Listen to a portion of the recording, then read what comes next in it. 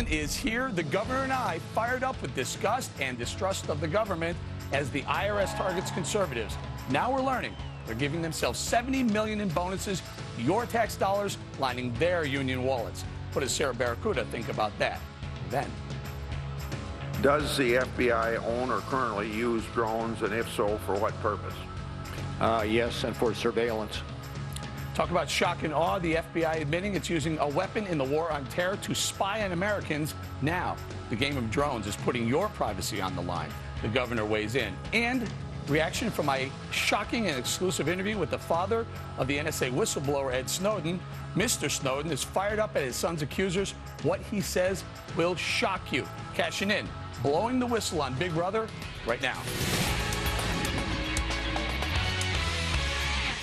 Hi, everyone. I'm Eric Bolling. Welcome to Cashin' In. In a moment, we'll be going full speed ahead, exploring the latest in Washington with our Cashin' In crew. Joining us also, Colonel Alan West. But first, joining me now in the hot seat, my very good friend and Fox News contributor, Sarah Palin. Governor, welcome. By the way, we obviously can't trust the IRS. They proved that by targeting conservatives. And now the agency is giving their employees, their union employees, $70 million in bonuses paid for by the taxpayer.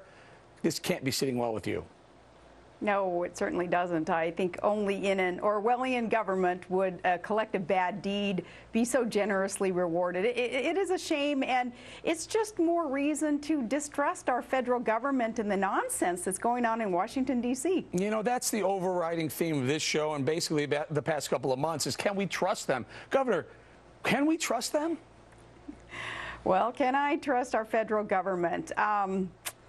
Is the bear Catholic? Does a pope live in the woods? No, I do not trust our federal government. Eric, you know, that is the $17 trillion question, as a matter of fact. When you have a government that will not even acknowledge to the American public that we are bankrupt, and instead the federal government continues to perpetuate the problem by digging more debt and spending money on ridiculous items and programs, that's just one example as to why it is that the American public cannot trust this federal government. It seems that Washington is for sale.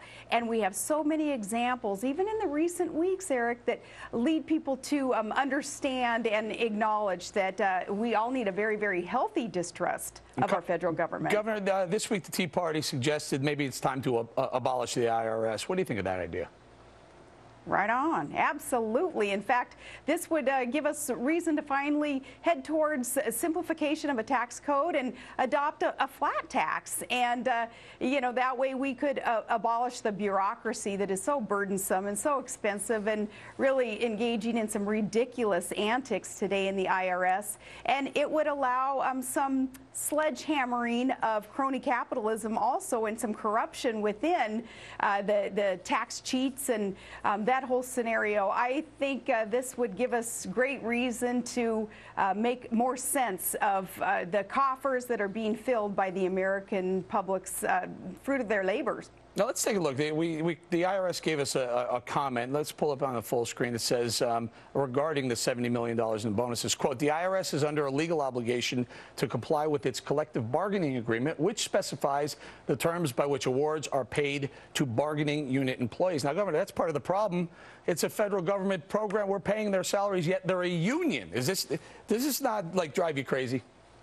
It drives me crazy because you can anticipate that the Obama administration will not even push back on what this union is demanding for its employees. That's what's a shame here, is that the Obama administration will kowtow to their friends who are union thugs. The leadership of so many of these unions are thugs, and they won't push back, unfortunately, because it gives bad name to the brothers and sisters within the union who just want to produce well for the American public and do their job. It's their leadership that is engaged in the thuggery that, unfortunately, Obama will not push back against. We have no idea how high up this scandal goes. But, Governor, look, if the IRS is willing or able or committed to targeting conservative groups, you have to wonder if that is spread throughout the federal government right now. The reason why I bring that up is because this week we also learned that FBI Director Mueller has said that they are actually targeting Americans with drones. Your thoughts? That's very disturbing because I think what Mueller is telling us is, hey, America on U.S. soil, we're gonna shoot you down just a little bit, because he's talking about just this minimal impact of drones on U.S. soil. Now, what this allows us to understand, though, is that Rand Paul was right when the senator engaged in the filibuster, and what he was asking for those couple of months ago. He was asking for these unanswered questions about domestic use of drones and the impact on the American public. What were they? What was going on? And was it actually happening? Of course, he was chided and mocked and ridiculed by the Obama administration and by some in the Senate for engaging in such a thing. But Rand Paul was right. He was asking the questions, and now finally we're getting an answer that yes, drones are used on American soil. Okay, so now we have the IRS that's targeting conservative groups because they don't agree with President Obama's ideology. We have the FBI who's targeting certain Americans. We don't know who they're targeting. They said very limited uses, et cetera, but he didn't specify who and why they were using the drones. Again, let's ask again, can we trust them? We're building a little argument here. Well, we're building a very strong case against that trust of today's federal government. I personally do not trust any government that's being led by Barack Obama when he is fulfilling his promise to fundamentally transform this most exceptional nation. As I've said so many times, we don't need a fundamental transformation. We need a fundamental restoration of what is good and free and right about America. I do not trust a government under this leadership that would want to change what we know is so good about America. Okay, Governor, one more now. Let's continue to build this case. Ed Snowden, the NSA whistleblower who went to China, went to Hong Kong and then China, and said that the NSA was actually blanketing and taking information from Verizon telephone customers, and this scandal may be bigger and bigger and bigger. I got an exclusive interview with his father, Lon Snowden. Take a listen to how he assesses the situation. Listen.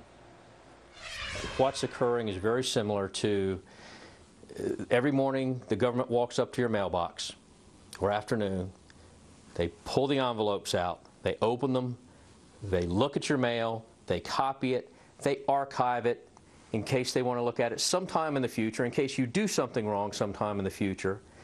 They reseal the envelopes, they put them back in your mailbox, and they do it every day over and over and over again.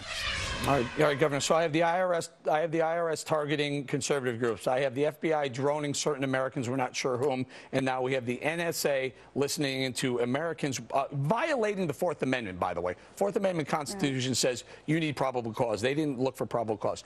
It feels to me like we're either in Iran or communist China. Your thoughts?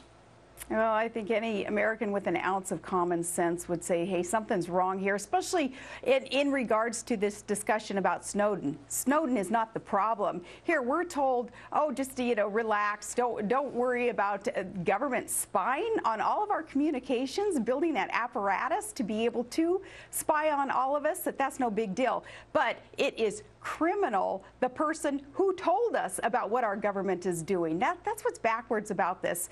Snowden is not the problem. The problem is government violating our Fourth Amendment right, taking away our privacy. And I was a victim of my emails, my communications being hacked when I ran for vice president. In that campaign, I said the same thing. I said, what difference is it from some hacker coming in and opening up physically my mailbox and going through my mail to be used against me at some point? Government, in this case, is doing the same thing that punk hacker kid did to me during the VP campaign.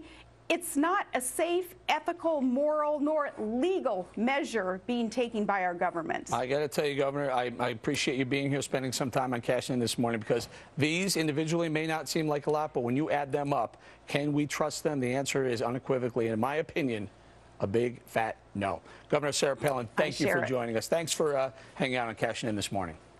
Thanks so much. Coming up, our Cashin crew is here and ready to roll. The hits to your